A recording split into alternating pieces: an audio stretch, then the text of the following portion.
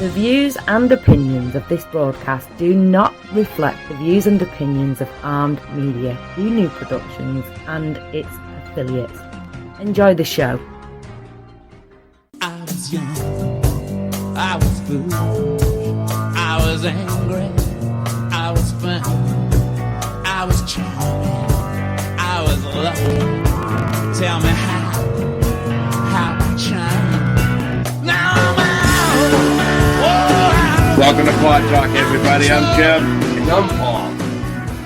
And we got a show for you tonight. Yay! We're going to try to educate you. I got to admit, I was very ignorant to the Islam as to how it started and why all this caliphate bullshit.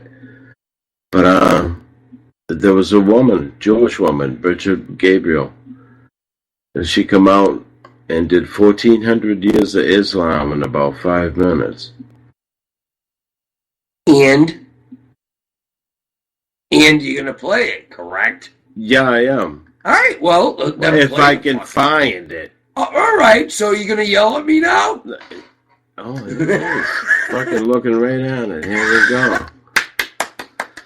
So, yes, I am ready to play it. I guess it's self-explanatory. We'll be back after this. So what I'm going to do right now is I'm going to crunch 1,400 years of Islamic history in 5 minutes and make it as exciting as I can possibly make it. Because I hated history when I was a little girl. At this age, I appreciate history. And now I understand why they say those who don't learn from history are doomed to repeat it. In order for you to understand why Western civilization is very different than the Islamic world, you need to understand the history of Islam. When Prophet Muhammad supposedly revealed his revelation from the angel Gabriel that he is supposed to be the last of the prophets in the early 600s, he started preaching in his own city, Mecca. He tried to recruit friends and followers to be able to spread his religion. And he tried for 12 years and failed. And after 12 years, he was only able to recruit his immediate family and friends. So he decided, if I go to Medina, which was the Jewish hub of Arabia, the business hub where the Jews lived, if I go there and preach my religion to them, if they accept me, that will buy me respect and stature between my own people and they will accept me. So Prophet Muhammad started borrowing a lot from the Old Testament to make his religion more palpable to the Jews, to make it a lot similar. This is why you see a lot of similarities between Judaism and Islam. For example, Jews don't eat pigs, Muslims don't eat pigs. Jews pray a few times a day, Muslims pray a few times a day. Jews fast on Yom Kippur, Muslims fast on Ramadan. And this is why you started seeing a lot of good writing in the beginning of the Quran when Prophet Muhammad was saying all the good things about the people of the book. He took his message and went to Medina trying to recruit the Jews, talking about the people of the book, talking about how similar the two religions are. When they refused to accept him and follow him as the last of the prophet, that's when he turned against them and started killing them and started expelling them. That's when Islam went from a spiritual movement for the first 12 years of Islam into a political movement cloaked in religion after the year of the Hijrah, after Muhammad went to Medina and the Jews did not accept him. He became a military warrior and declared war on them and started expelling them. Jews and Christians became dhimmi, or second-class citizens. They were only allowed to stay alive and not be killed only by paying the jizya or the protection tax. So they had a choice: convert to Islam, or if you want to stay alive, you have to pay the jizya or protection tax, living as dhimmi in the Islamic nation. Christians and Jews could not ring church bells. Jews could not blow the shofar. Christians could not ring church bells. They could not pray publicly. Christians and Jews could not gather together and build new churches or new temples.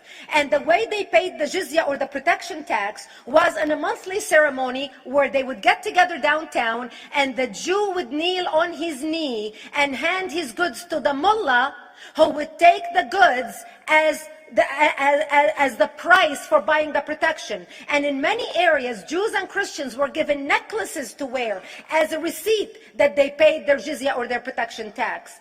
Jews considered najis under Islam. Najis is bodily fluid. Najis is garbage. Najis is dogs. Najis is dirty. So Christians and Jews were treated as second-class citizens. Islam continued to grow. As Islam grew, more people became dhimmi or second-class citizens. Jews and Christians were given identifiable clothing. The yellow star, which was given to the Jews that most people think is a German invention. It was actually an Islamic invention in the 9th century in Iraq by the second Khalif al-Mutawakkil of Iraq, who invented the yellow star for the Jews to be identified as they walked down the street. Because Jews were considered najis, if a Muslim man or a Jew walked on the same side of the street, the Jew had to cross the other side so the Muslim man can walk, so he's not dirtied by the filth of the Jew. Christians were given the zunnar, the belt, which most of you men are wearing right now. That was an Islamic invention for the Christians. Islam continued to grow. They went all the way to Jerusalem. They conquered Jerusalem. Christians couldn't ring their church bells in Jerusalem. The Pope in Rome in 1090 told the Christians, how could you sit idly by and allow your brethren to suffer like this in the Holy Land? You need to go liberate the Christians. You need to go help the Christians. That's why the Crusaders were launched. The Crusaders were not launched because they just felt like waking up in the morning and going and converting a bunch of Muslims or beheading them. The Crusaders were launched to liberate Jerusalem. And they were able to liberate Jerusalem for less than 100 years before Salah ad-Din al-Ayyubi, Saladin, took it back, and Jerusalem remained under Islamic control until 1967, when the State of Israel liberated Jerusalem, where Christians, Jews, and Muslims could pray under the same sky.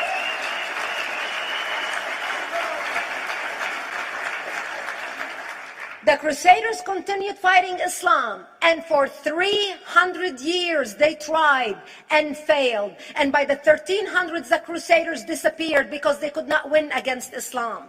Islam continued to expand. They went all the way to Central Europe. They went all the way to China. They went to India. They conquered Spain. They changed the name of Spain from Spain to Andalusia. And they started, as they advanced, as they conquered more nations, more people paid the jizya or the protection tax. And this is how the Islamic Empire grew. It went all the way until they was stopped at the gates of Vienna on 9/11. 9/11 is not a date that Osama bin Laden just picked out of a hat. 9/11 is a symbolic date in the Islamic calendar. By the 1600s, Islam had covered more of the earth's surface than the Roman Empire did at its peak. Between the 1600s and the 1800s, the Europeans were experiencing the European Industrial Revolution, where the Europeans were able to invent products on factory lines, where they are able to make money and sell products, which gave them the money to build a strong army in order to fight the Muslims. And that's how they were able to stop them at the gates of Vienna on 9/11. The Europeans started the pushback against Islam. They pushed them out of Europe. They pushed them out of all the way to the Middle East and North Africa. By 1924, the Islamic Empire ended. In 1924, the Islamic Caliphate ended in Turkey by President Ataturk, who was a secularist. He ended the Islamic Empire, and he gave women rights to vote. He gave women a right to an education, a right to work, a right to choose a husband. He forbid women from wearing the hijab. He forbid men from wearing the beard. The Muslims hate him so much that they consider him a Jewish agent, because they believe that his mother and her bloodline was Jewish, and that was the influence on Ataturk. By the time the Islamic Empire or the Islamic Caliphate or the Islamic State ended in 1924, the Islamic Caliphate had existed for 1400 years, and it ended less than 100 years ago. By the time the Islamic Caliphate ended in 1924, 270 million people around the world were killed by Islam. 270 million. And we didn't have weapons of mass destruction, and there was nuclear weapons. All of these people were killed, butchered by the sword. The people in the world, less than 100 years ago, how many people knew this history? Please raise your hand. We in America have failed to educate our children about history. We in America failed to educate our population about history. Our children in high school, you take any 17, 16-year-old kid, 18-year-old kid, and ask them about World War II. They can't even tell you what happened in World War II. For them, it's ancient history, and we still have our World War II veteran walking among us. That's how little we know of history.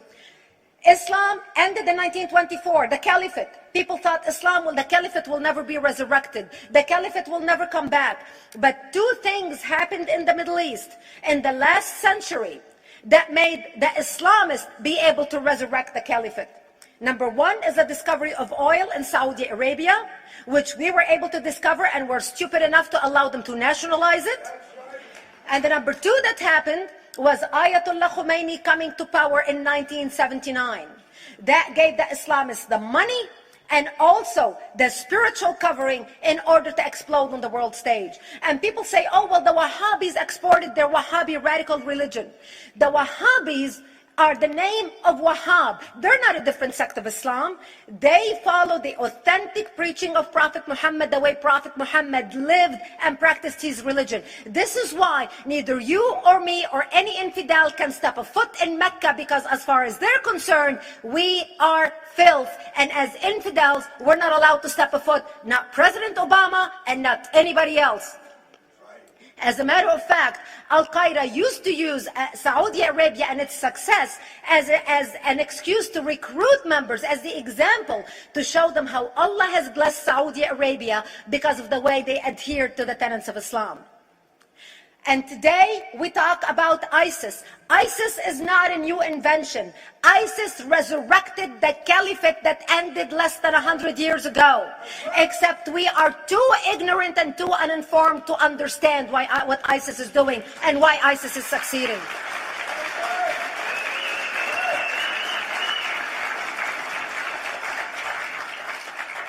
Two things you need to understand about Islam and the principles of war in Islam. One is the law of taqiyya, which means lying and deception.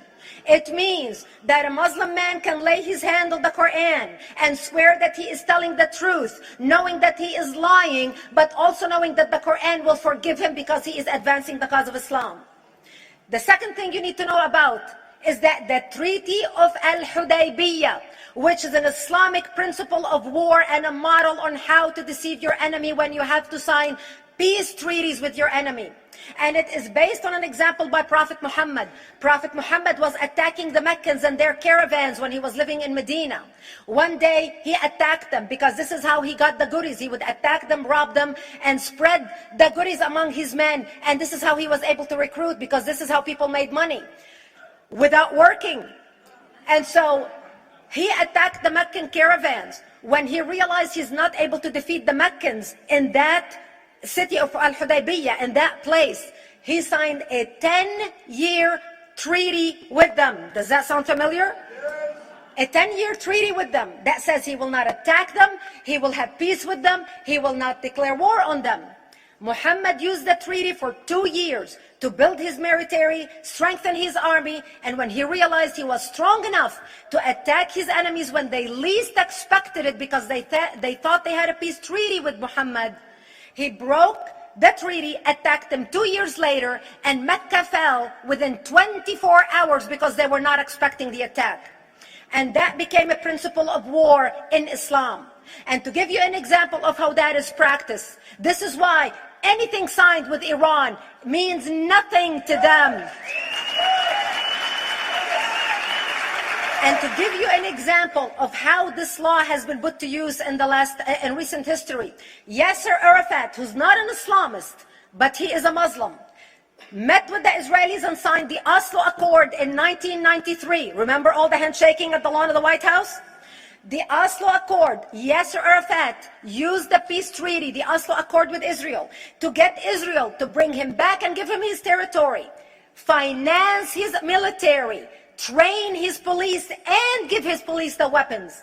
Yasser Arafat broke the Oslo Accord 8 years later, didn't even wait 10 years, and declared the second intifada in 2000, and all hell broke loose. He used the same treaty to win and deceive against his enemies and deceive his enemies. When Jordanian press, after Yasser Arafat signed the Oslo Accord with Israel, and Egyptian press would interview Yasser Arafat, and they would say, how could you sign a peace treaty with the devil? How could you sign a peace treaty with the Jews? Yasser Arafat will tell them, remember Hudaybiyah. That's all he would have to say. The whole Muslim world knew exactly what Yasser Arafat was talking about. We in the West and the Jews in Israel, it was over their heads. Nobody understood what Hudaybiyah was referring to. And this is the type of deception that we are dealing with. So when Iran signs a peace treaty with the United States for 10 years, they are using us as useful idiots, as gullible, ignorant people who are signing a peace treaty with the devil in order for Iran to continue her thing. In this deadly game of thrones, there is no place for America or for Israel. We don't have to gamble with our future and with our children's future. Elie Wiesel. And I wish I could promise you, Elie, that the lessons of history have been learned. That is why it is so important to be wise about who we're going to put in the White House next year.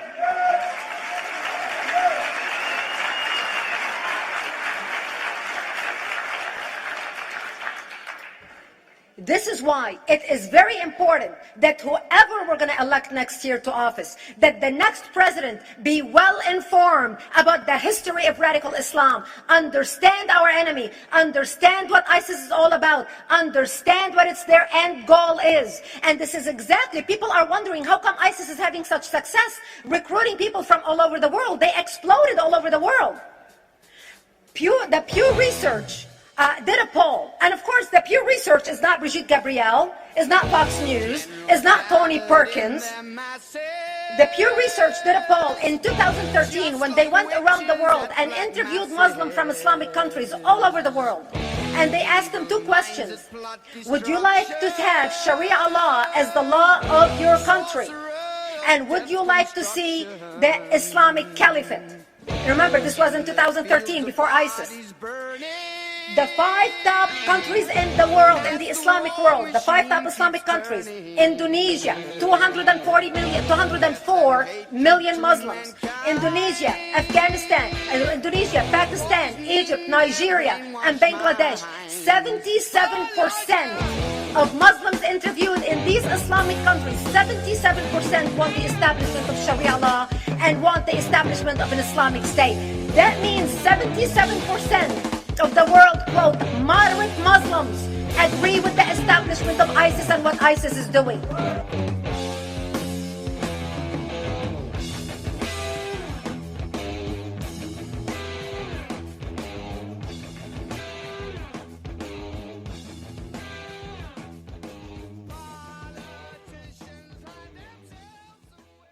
Welcome back to Politically Offensive Talk, courtesy of Armed Radio Global. So what'd you think of the clip? I thought it was pretty informative. I like the fact that it sheds lights on a lot of things that are going around in the world. The UN settlement, why they're punishing Israel. Yeah. How they're sweeping across Europe and the U.S., creating no-go zones where they go, trying to implement Sharia law. It's a caliphate. You know what I mean? Yeah. And I don't understand why people would choose to be oppressed. They actually spread oppression. When we invaded Iraq, we didn't bring all the people over here. No. And that's what they're doing with Syria. They should have got a safe place, put them in Turkey, put them somewhere. Saudi Arabia. Yeah, no. This going over, Obama aided it and abetted it. Yeah. There was no need. Not one Muslim nation stood up to help. Not one. None. Because that's their plan. They don't want them there. They want them spread all over Europe so they can keep creating havoc. Yeah, they think they're going to take over the world. That's their caliphate. That's their global goal. Yes, it is. We're all just dimmies. Yep, and we're setting ourselves up for it. We're allowing it to happen. I don't. Well, that's what I said. Obama's aiding and abetting, along with Merkel. Mm-hmm. in all of Europe. Poland never took it. Merkel's doing it because she's a flaming liberal. Yeah, right? she's a Obama's self-hater. doing it because he wants to help the Muslims take over the world because he considers himself a Muslim. Did you see the video where they were holding that rally in Europe and Merkel was up on stage with a bunch of other political leaders? One of the guys started waving a German flag. She pulled the German flag out of his hands, walked off stage and handed it off stage, and then looked at him and shook her head no.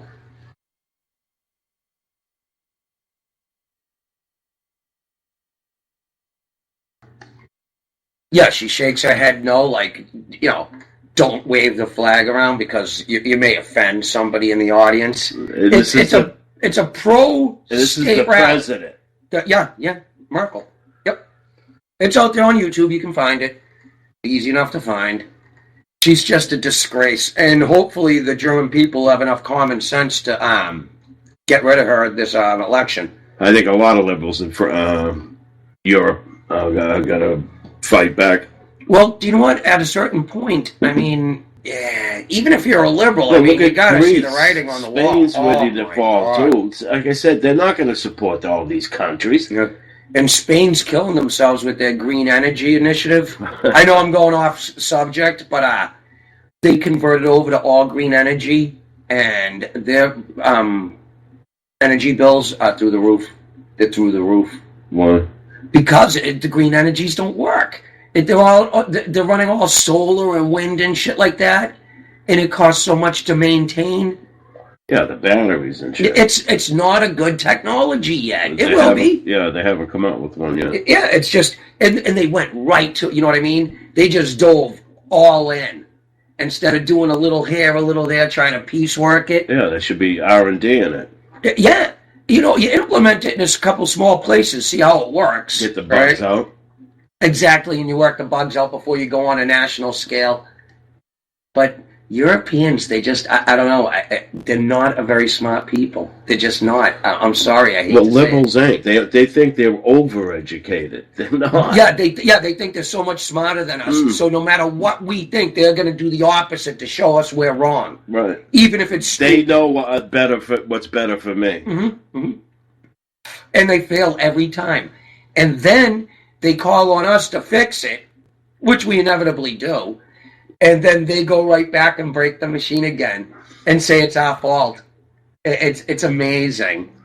Liberalism is fucking globally destroying us.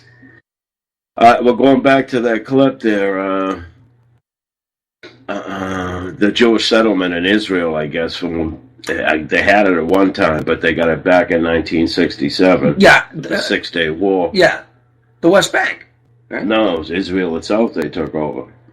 Oh, I see what you're saying. But this new UN resolution is disgusting. It's disgusting what they did. They crafted a bill purposely to punish Israel. Did you know Israel has more condemnation than North Korea, China? Yeah, I know it. Together. Exactly. They have more condemning resolutions against Israel. If that doesn't show you what the UN really is. Exactly. Krauthammer's calling for him to be. Do you know what he said? He said exactly what you said, Jimmy. They should turn it into condos.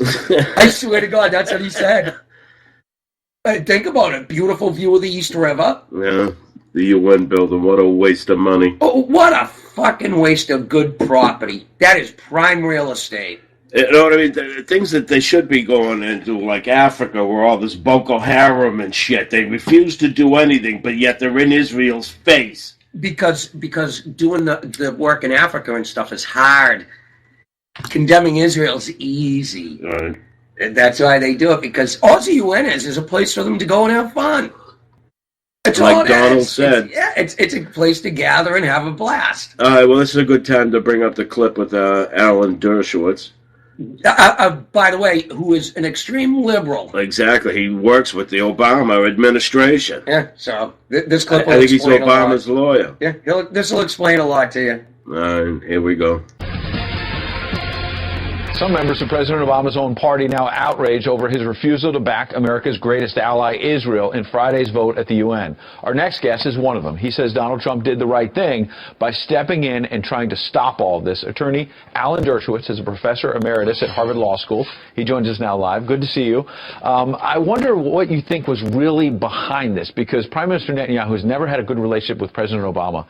It seems like President Obama wanted to stick it to him. Well, that's not the way policy should be made, to get even in the lame duck period when there are no checks and balances and you don't have to worry about it in the election. It's the most undemocratic thing a president can do, to tie the hands of his successor during the lame duck period. And what he did was so nasty. He pulled a bait and switch. He said to the American public, oh, this is all about the settlements deep in the West Bank. And yet he allowed his representatives to the UN to abstain, which is really for a resolution that says the Jews can't pray at the Western Wall. Right. Jewish and Arab students can't go to Hebrew University. Jewish and Arab patients can't go to Hadassah Hospital. Jews can't live in the Jewish quarter where they've lived for thousands of years. And he's going to say, whoops, I didn't mean that. Well, read the resolution. You're a lawyer. You went to Harvard Law School. Read what you've read. So why did President Obama do this then? Well, I think he was just trying to get even. Look, he called me into the Oval Office before the election, and he said to me, Alan, I want your support, and I have to tell you, I will always have Israel's back. I didn't realize what he meant is that he would have his back to stab them in the back. And he just stabbed them in the back. And this will make peace much more difficult to achieve, because the Palestinians will now say, we can get a state through the UN, we can get a state through the BDS movement, because this will encourage that, we can get a state through the International Criminal Court, because this will encourage that. We don't have to negotiate, we don't have to make painful compromises. He will go down in history, President Obama, as one of the worst foreign policy presidents ever.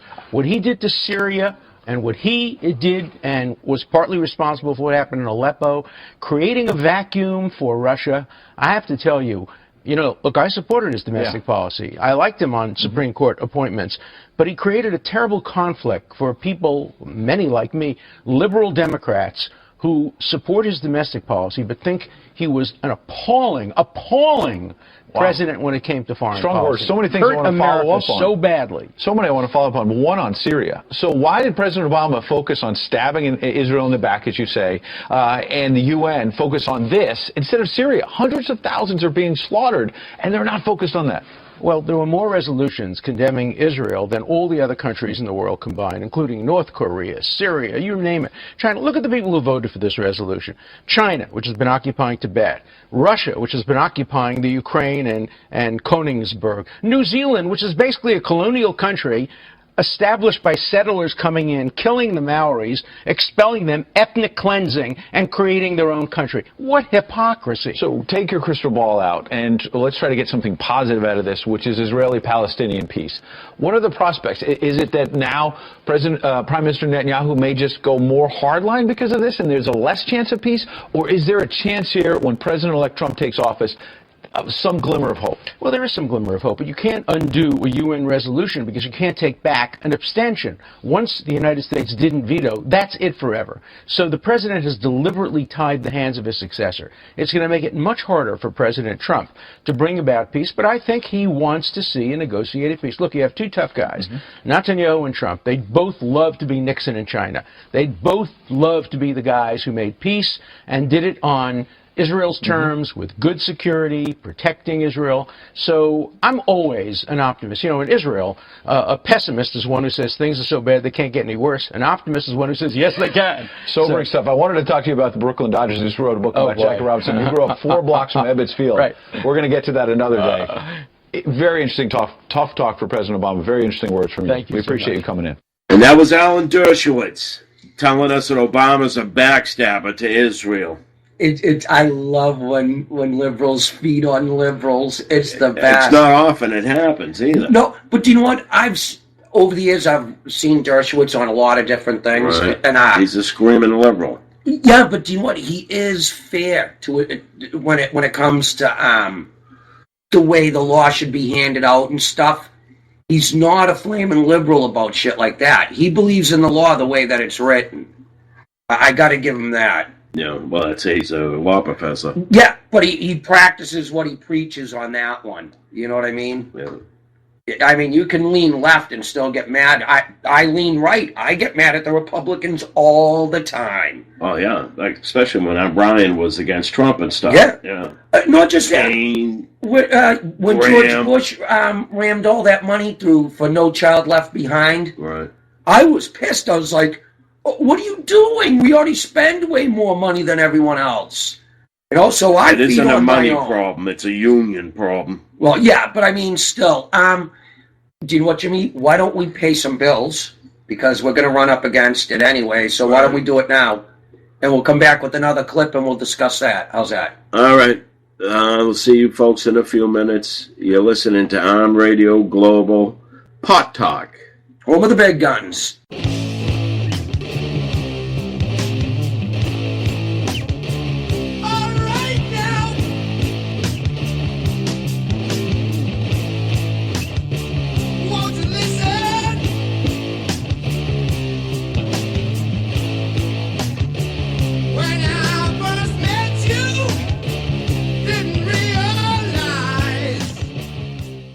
Are you hangry? Know the signs.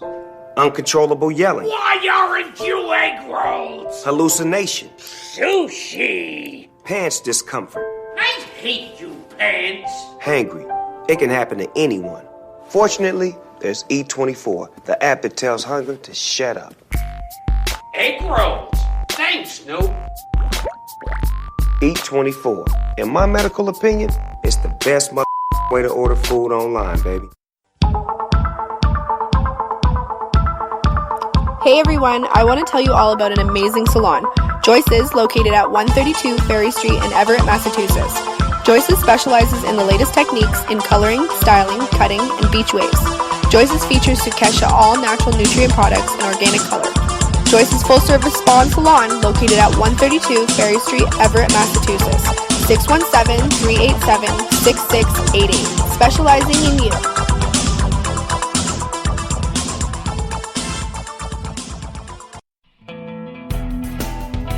Hey there, all you creepy people. This is Kevin Wayne from Portland, Oregon. You're listening to Armed Radio, home of the big guns.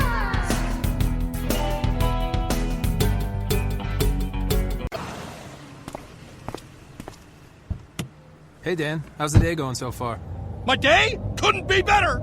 You pull up less than 3 minutes after I open my Lyft app, and how do you greet me? With a kind hello? Just delightful. Great. Care for a cookie? A cookie? A chocolate chip cookie? You know, I'd love one. Sure. Hey, let me ask you something. How did you know I love this song? I mean, come on, it's the Cold War kids. Everybody loves them. Whoa! Who taught this guy how to merge? That was a fantastic merge! Couldn't agree more. That's it? That's all this costs? What's this thing running on? Smiles and high fives? You son of Mike, I love you! Thanks. Have a great day. Lyft. Driving you happy. Just download and go.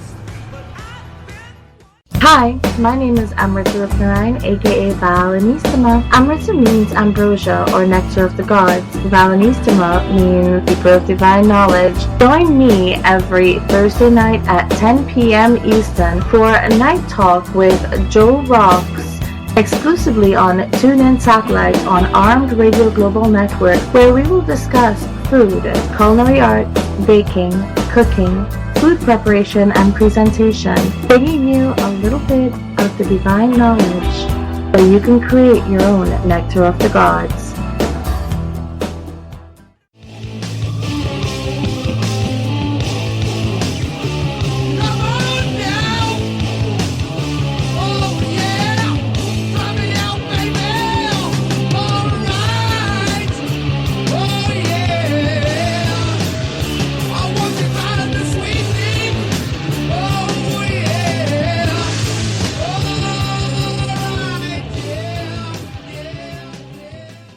Welcome back to Pot Talk, everybody. Oh, we're going to do that clip with Tucker Carlson? Yeah, we'll do a clip. This isn't Times. It's old clip, but I just thought it was so funny. I just wanted to play it because I just thought it was a riot. So, yeah, I'm sure you've all seen the commercial there with Mike Farrell, Loretta Swit, Martin Sheen telling the electors to change their minds, vote their conscience. They were trying to get Trump out of fucking office. But he went on the Tucker Carlson show, and this is what happened. Well, a group of actors has teamed up to beg Republican electors to block Donald Trump from becoming president during this coming Monday's Electoral College vote. Let's talk to one of them. Of course, there was a video summing up their views. Here it is. What is evident is that Donald Trump lacks more than the qualifications to be president. He lacks the necessary stability. And clearly the respect for the Constitution of our great nation. You have position, the authority, and the opportunity to go down in the books as an American hero who changed the course of history. And you have my respect. Joining us now, one of the actors in that video, Mike Farrell, former star of MASH and a bunch of other popular TV shows. Mike, good to see you. Thanks for coming on. Thank you very much.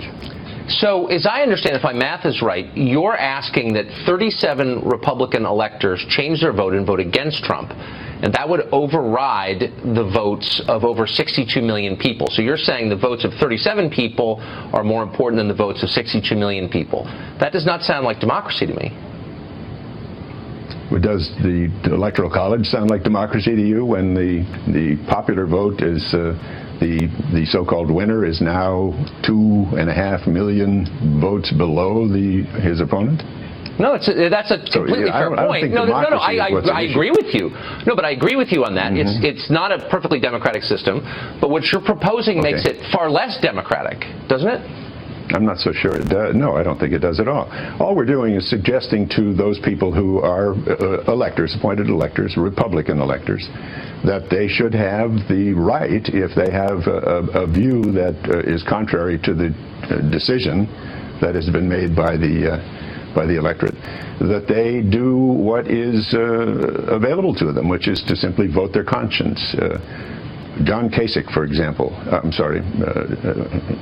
Governor Kasich, for example, would be the choice, it seems to me, of a great many of them had they been able to make that choice. And because there are concerns, I think, across the board, in whether Democrat or Republican, there are concerns about the advisability of having a President Trump, and those concerns grow by the day as we see the appointments he's making, as we see the fact that he doesn't yet release the tax statements or tax records that he claimed he would. I mean, there are just any number of things that are happening that are raising people's questions, and it seems to me that the Electoral College has an opportunity, sort of a court of last resort, to say this may not be the right choice and leave it up to the House of Representatives.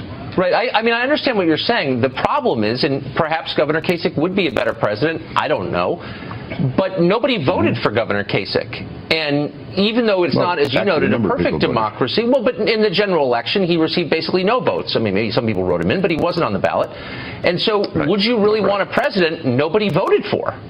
I mean, that's not legitimate presidency, is it? Well, legitimate's an interesting word in these days, but I would prefer, personally, yes, to have a president that the House of Representatives voted for, or the Electoral College voted for, that was an experienced person with integrity, with an understanding of public service, with a proven ability to guide not only a country but a state or some political organization.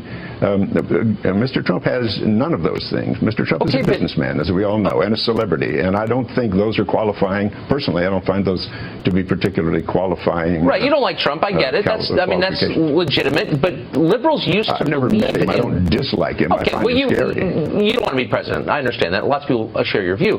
But liberals used to believe in democracy, and that legitimacy was conferred by the people who live in the country. Only they can choose their leaders. That's what we used to tell our children. Maybe one of the reasons reasons Hillary lost in the first place is that rich people, including you, no longer believe that. They think that we should pick someone I like, and it doesn't matter how we pick him, we're just going to pick him and he'll be great. I mean, that is the message that you were sending, isn't it?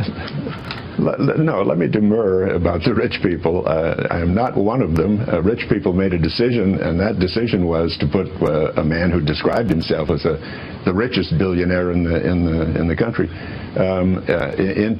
into office, and they used all kinds of weapons that are available to them to convince people that he was the guy.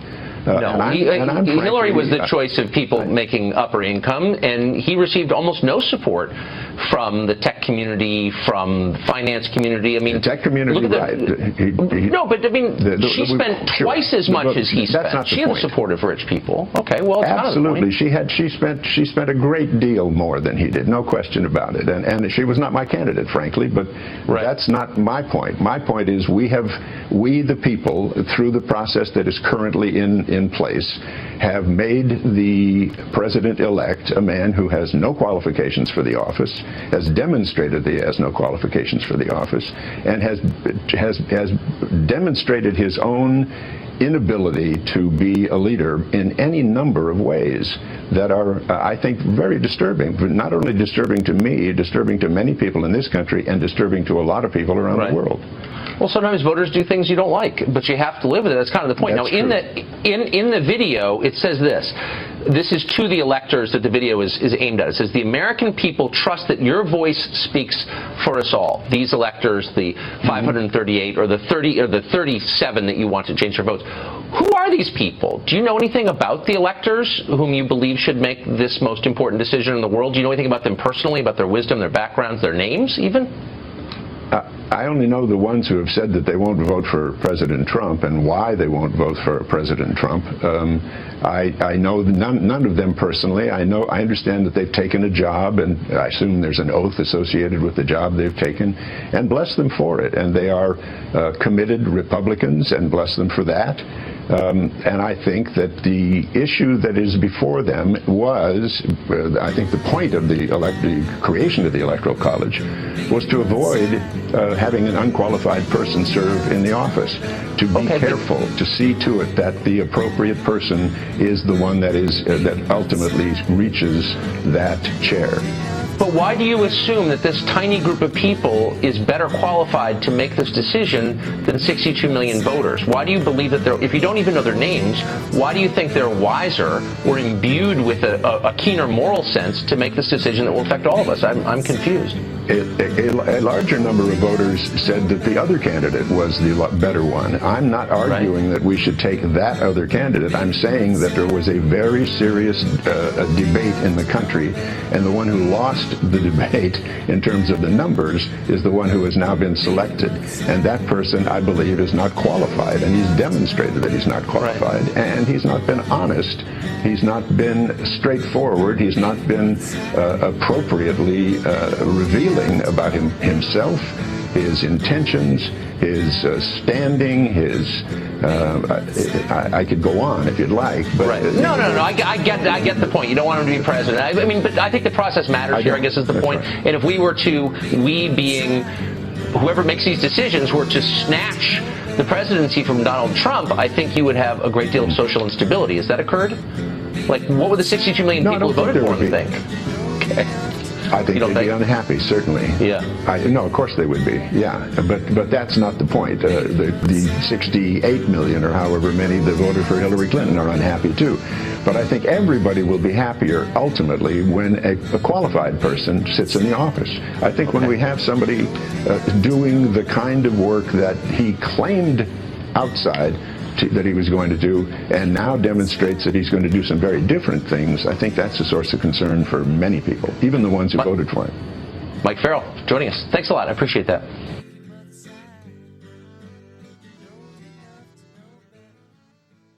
Cry, baby, cry. Hey, folks, we got a very special surprise guest with us. We're going to start a brand new show on Wednesday nights at 8 p.m. Eastern. It's going to be called Brit Girl with Susie Sky. Susie, you there? Yeah, hello everyone. Hey. Wake up, little Susie. Yep, we're on. We're live. I'm alive and awake. Great. Okay, Susie, tell us about your new show. The show that I will be doing is a variety of genres with pop, rock, metal, and unsigned artists. Sounds good. The unsigned artists, they're the local people, or? The unsigned artists are artists that have been in contact with me, and also I make quite a few connections within the music industry. Well, that helps. Yeah, I know people who have also been signed as well, like Paul Manners from Britain's Got Talent, and then there's my friend with her indie rock band, the India band, Natalie India West, and also some recent stuff I didn't mention, like the recent stuff like Top 40 as well. I didn't mention that in it. Well, Top 40 is pop, isn't it? Yeah, absolutely. I guess it's categorized as that. No, the record industry, if I say record, I date myself, but it's not anything like it used to be, is it? No, and we keep losing all the great ones as well. Yeah, they seem to be all going. They seem to be all. We lost George Michael, we lost Prince, and that's just a couple. And a few of the artists from like rock and metal bands as well, like what's his name from oh my God, they do Ace of Spades, real heavy metal band. Yeah, I know who you mean. You know who I'm talking about. He died this year too, right? I forget his name. Jesus Christ. From Motorhead, it was, wasn't it? Motorhead, thank you. So I wouldn't know it either. Yeah. Well, I know that because I hang around with a bunch of guys. They're all musicians, and they're into that type of music. That's a little heavy for me. I'm more classic rock. To the hottest I go is like Godsmack. Well, I've got used to it. I never used to like metal music, but I got used to rock and metal from the virtual games I play. Right, because you don't have a choice on what you're listening to because you're playing the game. So what was your first metal band? Metallica, I think it was, that they mainly liked. And basically, I never used to play like a lot of that stuff, and they just a lot of the gamers are into that. Right. But it's that or trance, and I thought, well, I'm going to go with the metaler thing. Yeah. I want to be able to stay awake while I'm playing. And I think Metallica brought a lot of people in. It was their first experience with heavy metal. Oh, mine was Black Sabbath. Yeah, but Metallica was where it started to go to the speed metal. You know, like speed metal. But see, I never liked Metallica. You got one song I like. Really? Well, but I mean, now it's far more common for people to be listening to that. Either rap. Hey, but Metallica do swear. They've got a song called So Fucking What. All right, see if we can play that on your show. There you go. There's your intro tune. Yeah, there's your intro tune. We'll make sure the swear gets on at least twice a night. Oh yeah. Intro and exit. Yeah, I love it. Send that song to me via email. Yeah, we'll get that up. Oh, it's great. You'll love the lyrics in that. Dude, I know tons of songs that would put that one to shame. Any rap song. I think when I got into metal, it was because I was hanging around with a lot of younger kids. Swear a lot. You know what I mean? Like, they were like 10 years younger, and they were all into it. Like, Drowning Pool and all that shit. And I'm like, the first time you hear it, you're like, what the fuck is this? Then you hear it a few times, you're like, you know what, this is kind of catchy. I can take this. Gets the anger out. Yeah. Hey, do they still have a big punk rock scene over there? I'm just wondering. I think they probably do, but it's not as popular as it used to be. Right, but I mean, over here, it's almost non-existent. Yeah, it's the same here, but I guess that some areas may still have it. Yeah, but it's something like the major cities, perhaps, might have it. Not every day Princess Leia dies. Yeah, it's in the UK. It's on the news there as well. Yeah. I would imagine around the world, because everybody knows her as Princess Leia. Actually, a lot of Star Wars was filmed in London. All the big soundstage work was all At done the Pinewood Studios over there, yeah. Yeah, they were the only place that had a Because- soundstage big enough for what he wanted to do. They're still filming some. Because you mean through Disney? Yeah, they're still filming some through them, yeah, because they're doing standalone ones now. Yeah, yeah. And like that's what I'm going to be in March. No way! I've got 3 weeks in that, and I've got to have my hair cut for the part. Is that the one that's specifically about Han Solo? Yeah, I think it is. Yeah. It's about him when he was younger, when he was a smuggler. That would explain why they want my hair cut short. There you go. Well, then obviously you're not going to be playing Chewbacca.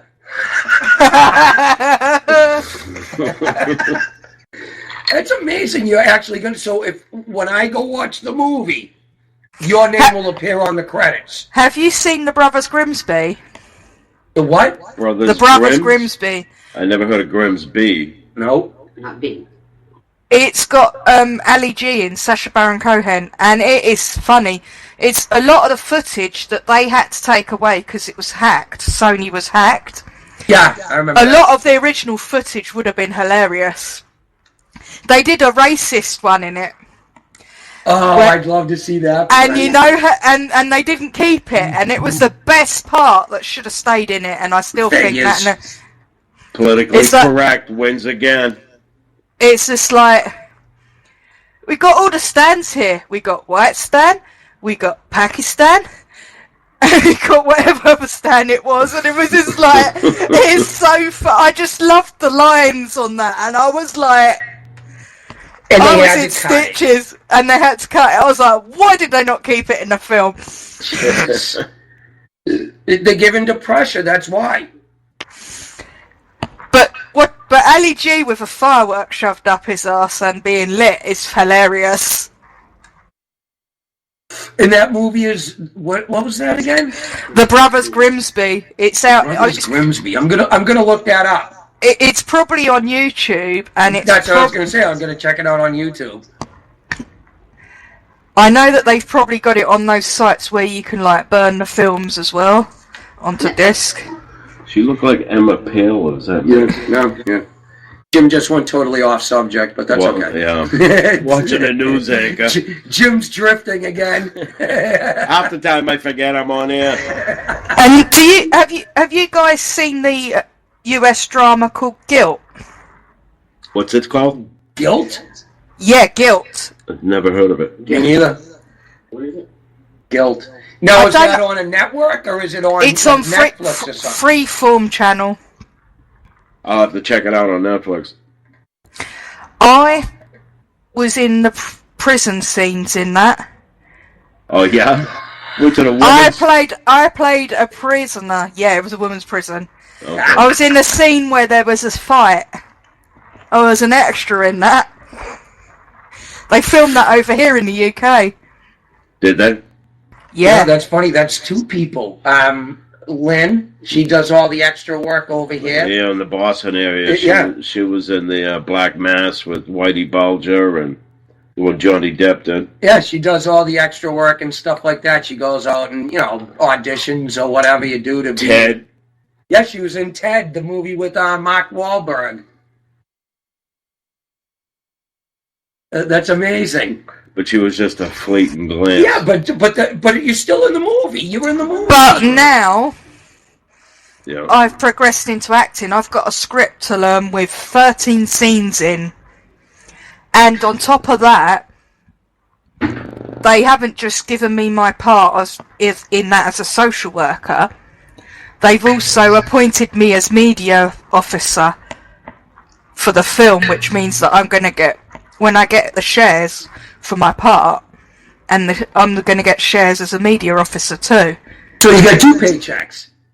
Yeah, it's a result, isn't it? That's awesome. Good start to 2017 already, right? Right. Jesus Christ, yeah. Hang on, because it's only going to get better. It doesn't stop from there. No. I signed a modelling agreement last week. Just before Christmas, literally the week before. a friend of mine told me that there was a job for this size because I'm quite a large lady, obviously, and I was shocked. And she got me to email them. Now, this is an agent that does Miss Curvaceous UK contest. And they also assign people to be the models in catalogues and catwalk. And they train them, they give them the confidence and everything and the whole lot. And so I've got a casting audition on the 9th of January for a well-known catalogue online called ASOS.com. And? Well, I've pretty much got it because I fit the size and the criteria. But they're meant to brief me and stuff before it, so I'm obviously going to be signed off with them as an official model. Cool. Now is that a long-term campaign where you'll do a photo shoot and there'll be like another one afterwards for a newer product or something? I think so, yes. So it's a continuing thing? Yeah. Excellent. That is good. I would think so, yeah. Now, would that have you ever done anything like runway or anything like that? I haven't done catwalk before, but I've done magazine shoots and I've done comedy shoots as well.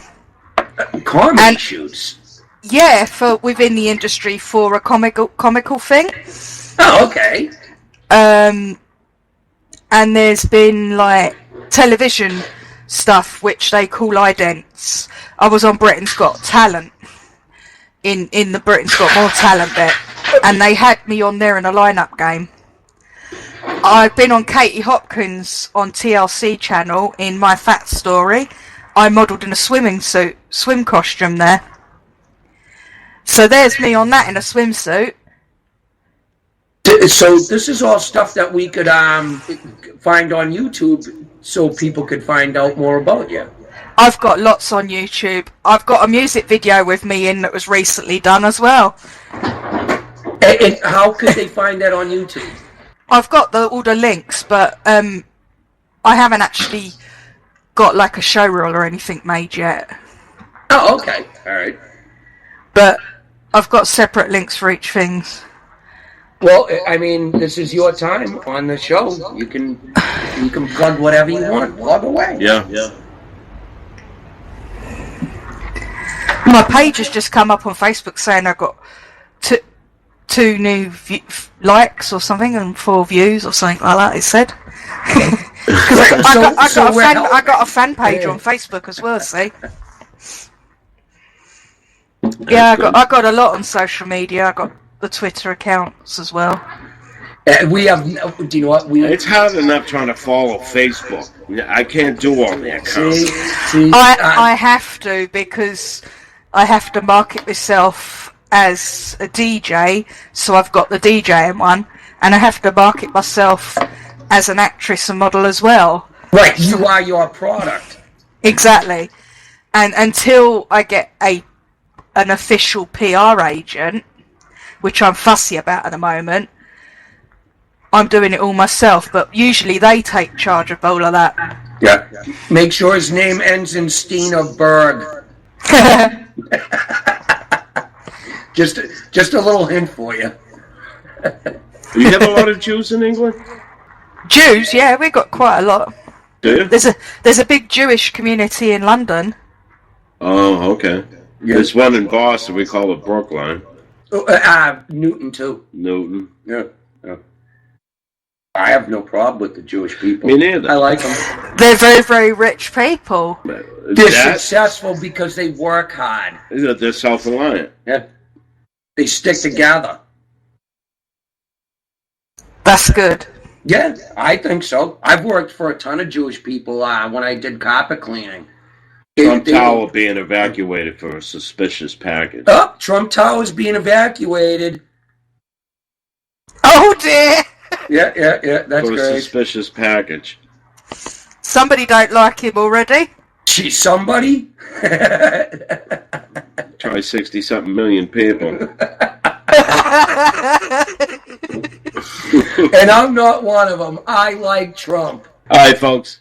That's the end of Pod Talk. You can catch us on Facebook, Pod Talk, and you can listen to us on TuneIn on 8 o'clock Thursday nights, 8 Eastern. And we'd like to say thank you, Susie, for being on tonight. Thanks for being our special guest. And the newest member to the family. You're welcome. All right, folks. You have a good night, and we'll see you later. I was young, I was foolish, I was angry, I was fun, I was charming, I was lucky. Tell me